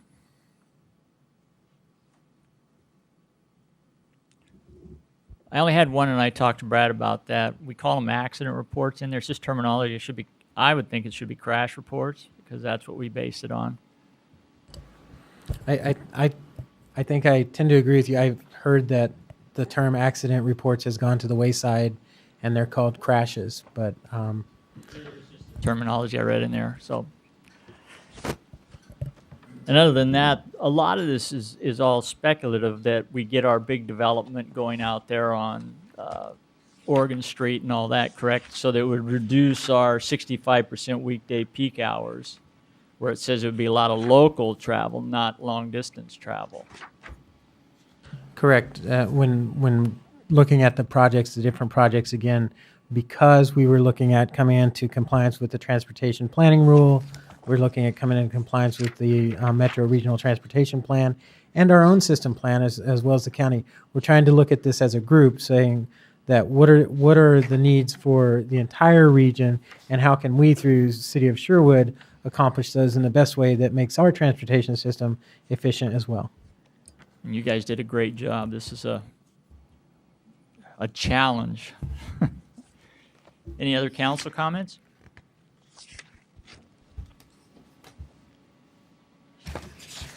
Councilor Folsom or Councilor Langer, do either one of you have comments on the TSP? Sorry, I was talking with my mute button on. Sorry. I just wanted to thank the Planning Commission for their work on this and staff. It has been a Herculean effort. This is an extraordinarily large piece for our community, and I learned an extraordinary amount going through just a part of the process with them, and I'm very grateful for the diligence of our planning commissioners and our staff to get this work put forward to us. So thank you to the staff and the planning commission for their work on this. Yeah, I'd just like to follow up, Councilor Folsom there, echo those sentiments, and congratulate staff on a job well done. This is a very large project, and I think it shows volumes how well Joe Gall performs as a leader with a great staff underneath of him to achieve things like this and the budget all in the same year. Great job. Thanks, everybody. I guess we're ready to open the public hearing then, if I have nothing else. And I have, Gene, you can come up because you already gave me the form.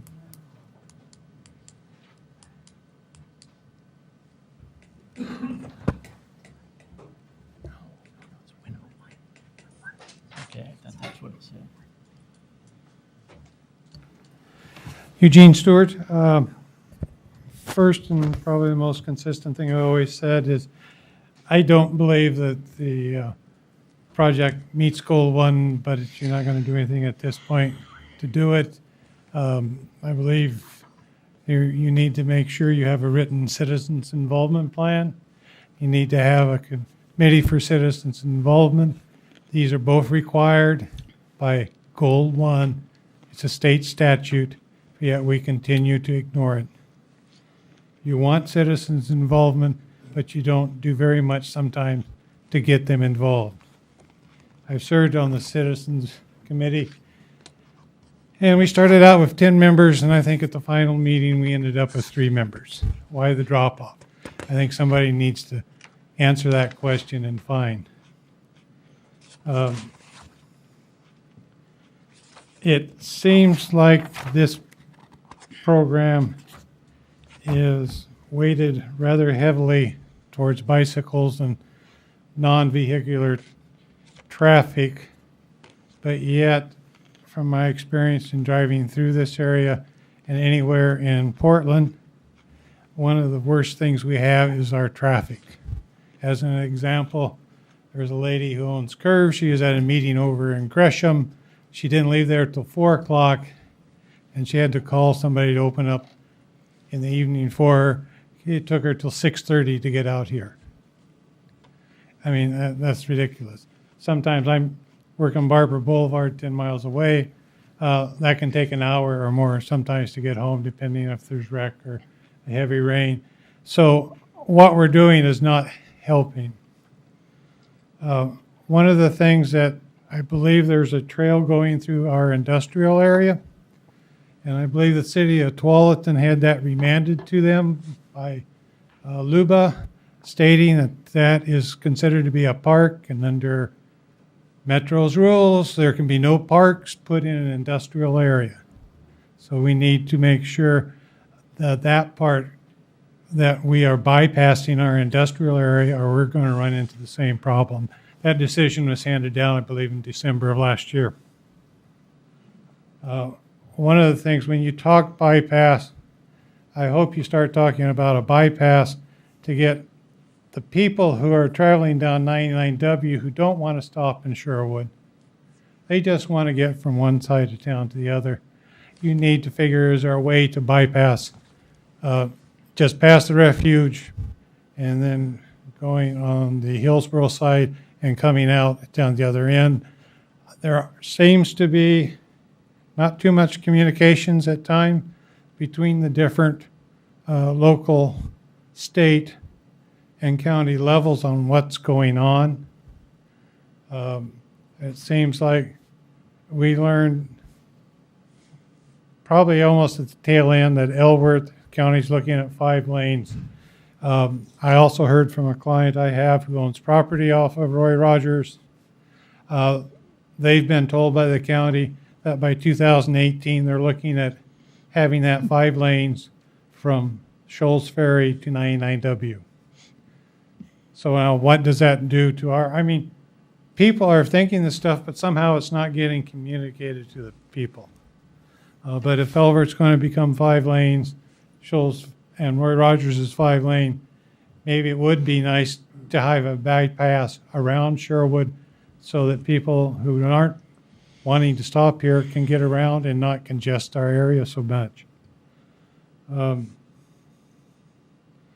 the transportation model that they run, it would be interesting to know what the assumptions are in that model, because if you don't know what the assumptions are and you accept that model, you really don't know what's going on. And if you look at the traffic counts they did on the intersections, it's interesting, most of them have no bicycles going through them, maybe 1 or 2. A lot of cases, there's more pedestrians than there are bicycles. Thank you, Gene. Yep. Mr. Wyman.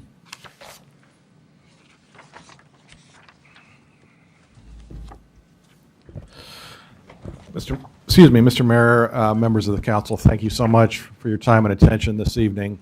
My name is Ty Wyman, and I'm here this evening as attorney for Merlone Geyer Partners, which owns the Sherwood Market Center. Last week, along with attorneys on behalf of the county and the owner of the Regal Cinemas site, I argued, as the term goes, in a legal sense, the case of the traffic signal on 12th and Sherwood Road at the State Court of Appeals. That traffic signal is, at this point, almost certainly the most litigated traffic signal in the history of the state, be that good, bad, or indifferent, at least in a land use context. And worse yet, it is exceedingly unlikely that the Court of Appeals decision, which we expect in early to mid-September, will resolve this matter once and for all. It is instead very likely that they will put the proverbial ball back in the court, back in someone's court. It could be the counties, it could be Luba's, it could be circuit court. I appreciate your taking my testimony tonight on the TSP issue, and I also appreciate staff listing our concern there at the bottom of the list that now shows. We are not here asking you for anything tonight. We thought about using this as a vehicle to get the city more involved, and you may know that we have asked in some informal ways for the city's involvement in this, but you were probably the smartest of the three parties, smarter than any of the three parties that I just mentioned, because you weren't at the Court of Appeals. But this is all, one way or another, this will come back. And although we are, the road is the county's, we know that, but we are part of the city. And the city will be part of the long-term solution for these properties. They are, needless to say, very important to us. But we know that in a broader sense, they are also very important to the city. So the reason that I wanted to come out tonight, and before I go further, I really want to thank your staff, truly. We haven't always agreed, and I don't know that any two parties can agree on the right solution for this situation, but they sat down with me and my client for an extended discussion, very frank discussion about what some of the long-term solutions might be here. So we appreciate that. I guess at the end of the day, I'm probably mostly putting a little bug in your ear for that September day when the decision comes down and we all have to figure out, okay, what now? I think it's very likely that we will come back to you. We will want to communicate with you in some context. I'm not sure what that context will be. It will probably be some form of, help us. But in truth, help the three parties who were in the courtroom try to sort out long-term, is this going to be, the questions are, is this really going to be a town center? Is it going to be pedestrian friendly? Or are we going to take out that signal, medianize, I don't know how many feet, thousands of feet, frankly, of what will then be a 5-lane road, and move that much closer to sort of a highway status, if you will. So, barring any questions, you can probably cross me off your list for about 3 months. Thank you. Mr. Bevel.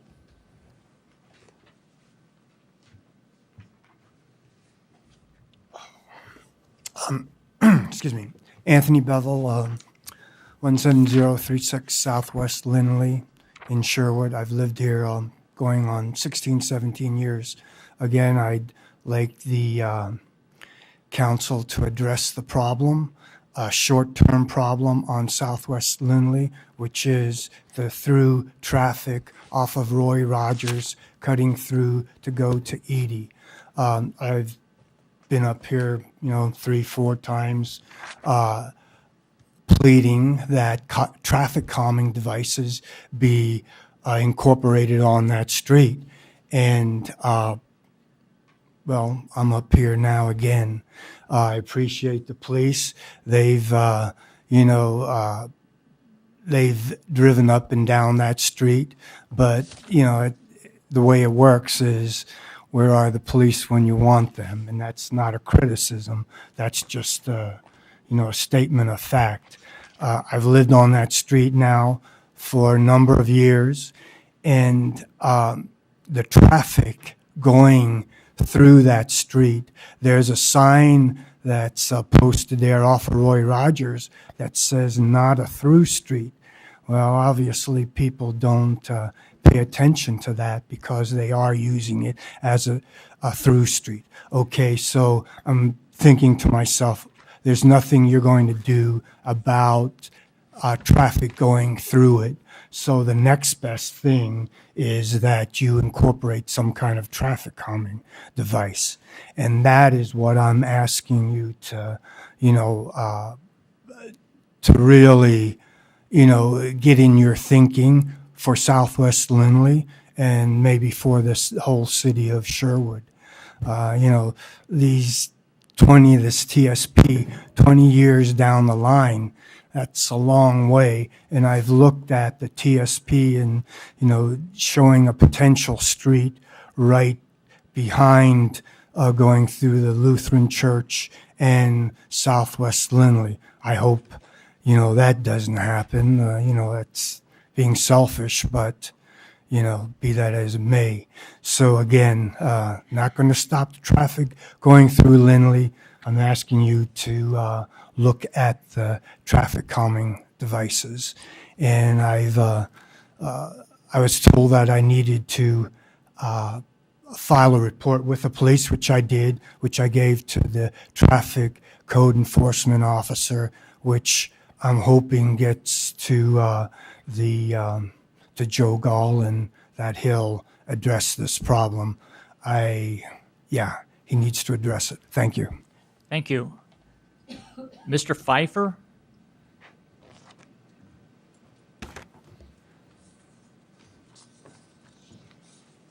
Mr. Mayor, I'm Donald B. Pfeiffer.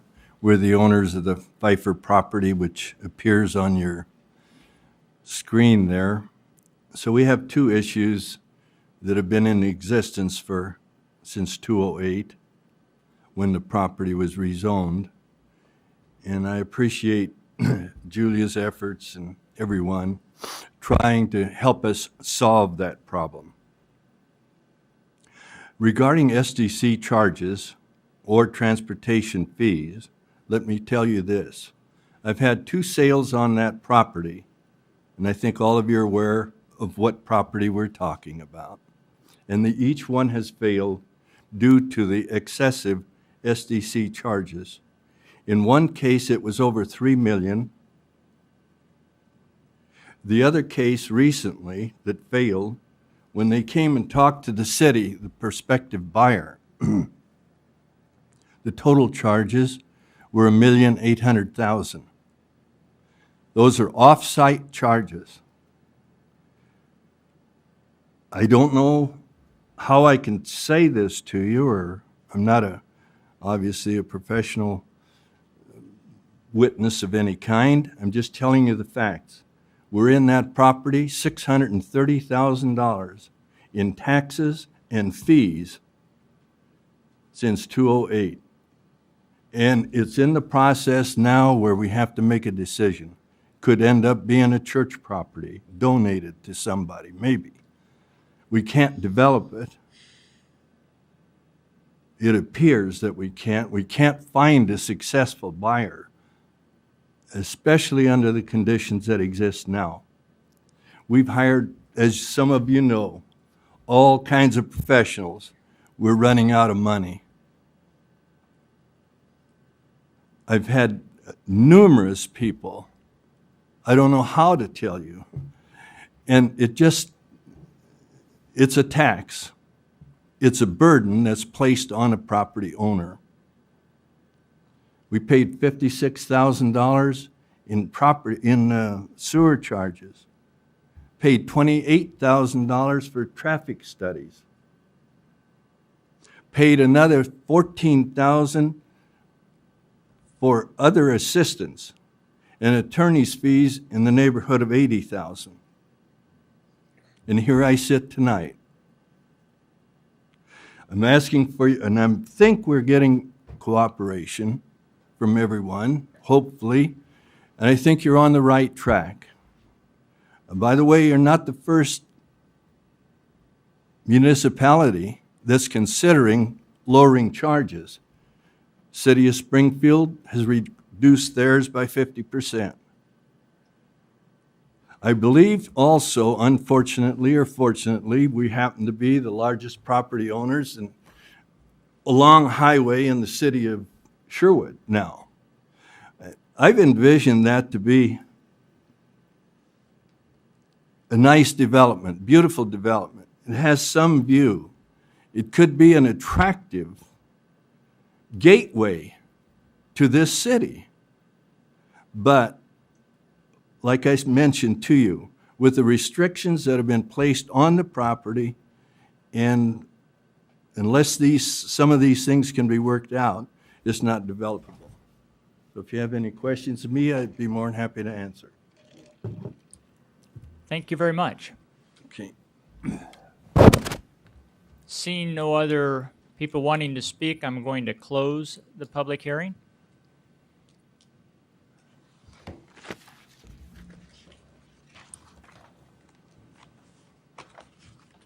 And if council has any comments that they would like to direct to Brad, please feel free.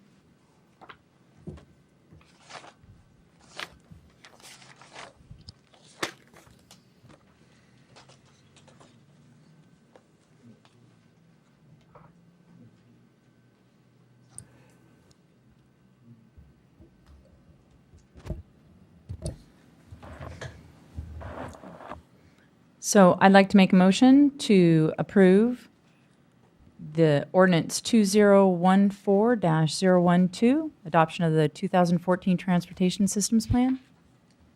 I'll second. Councilors, could I, can that motion please reflect as amended by the Planning Commission, if you agree with their amendments? And the mayor's amendment to replace the term accident report with crash report? Or however we read caption. Okay, I would like to amend my motion to approve ordinance 2014-012, adoption of the 2014 Transportation Systems Plan, to include Mayor Middleton's request that the term accident report. The term accident be replaced by crash, and please prompt me on that. As amended by the Planning Commission? As amended by the Planning Commission. And I second. Ordinance 2014-012, amending Chapter 6 of the Sherwood Comprehensive Plan, Part 2, amending the Transportation Street Functional Classification Map, adopting a new transportation system plan, establishing an effective date, and repealing Ordinance 2000-1104, establishing the Capacity Allocation Program. Counselor Clark? Aye. Counselor Langer? Aye. Counselor Butterfield? Aye. Counselor Folsom? Aye. Counselor Grant is absent. Counselor Henderson? Aye. Mayor Middleton? Aye. Thank you. I'd like to switch, if it's all right, to go to the city manager. Do you have a report? Mayor and Council, I have one item just to note. Kristen Schweitzer's back east in DC, as you know. She wanted me to remind the council, and I think this is the tradition every year, that once again the Historical Society will be selling beer and wine at the Music on the Green Festival in July and August. And usually we don't allow alcohol in the parks, but this seems to be the one exception to the rule. And she just wanted me to, for the record, to make sure you're aware of that and supportive of that. A little bit, but I'm still on West Coast time.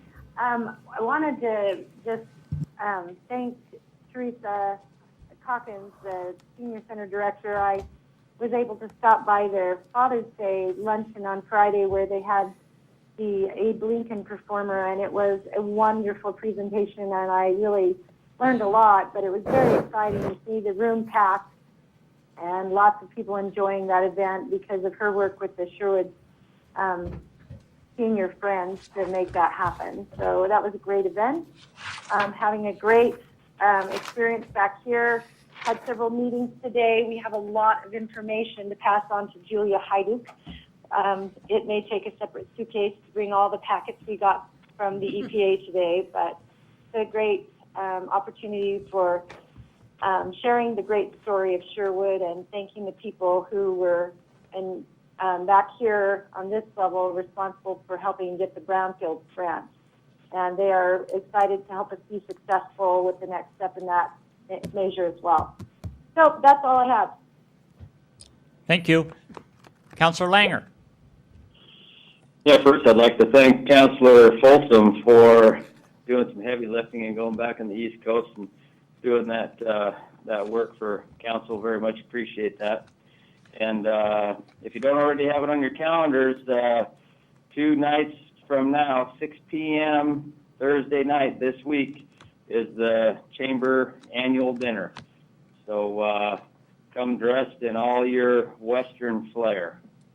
Otherwise, great meeting. Thanks, everybody. Have a good night. Councilor Butterfield. I would just like to say,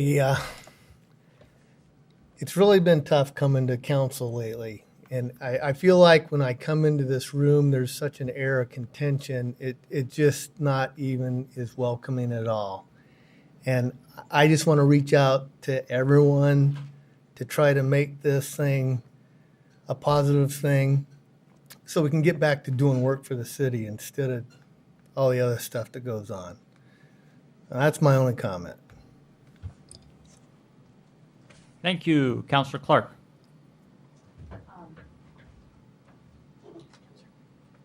I wanted to thank Congresswoman Suzanne Bonamici for attending the cruise-in with me, as well as Mayor Knapp from Wilsonville. We had a great time seeing all the cars. It was a wonderful day, and we had a chance to step into Sweet Story for a meeting with Mayor Middleton, and so I wanted to thank him for his time as well. I wanted to bring everyone's attention to an event coming up on Saturday, June 28th from 11 to 3 at the Stella Olson Park. The Wildcat Haven is going to have a dog walk. So anyone who would like to bring their dog down and support the big cats, no-kill shelter of the Wildcat Haven, please, you can register online at Wildcat Haven. Also wanted to bring forward that 503 Uncorked is going to be having their grand opening on Saturday, June 21st, noon till they close. So come on in and see their new, in the old Sweet Story location. So come see their new business. It's pretty great. And that's all I have. Council President Henderson. This month is the first week of Missoula Children's Theater, which starts next week. And second week is the starting July 7th, which is the week after 4th of July. That is a partnership between the city, the school district, and the Sherwood Foundation for the Arts. If you're interested in having your children do children's theater, you can go to sherwoodarts.org to register, and the camp is held at the high school and the Performing Arts Center. The Charter Review Committee continues to meet tomorrow night. I'm actually double booked tomorrow night between the Charter Review Committee and Library Board also meets tomorrow night, and wanted to congratulate the Chamber on a successful cruising event. I honestly didn't get to enjoy the show because I was working the show, but we were grateful for the nice weather and all the people who came to support, which is such a great event. And that's all I have. I have nothing other than cruising was great. Had a good time. Weather was great. The next day was crummy, so it worked out real well for us. And anybody who's been going down to Saturday Market, it is jammed. So it's something that I'm sure we're going to expand on in the future, hopefully. So with that, I will adjourn this meeting.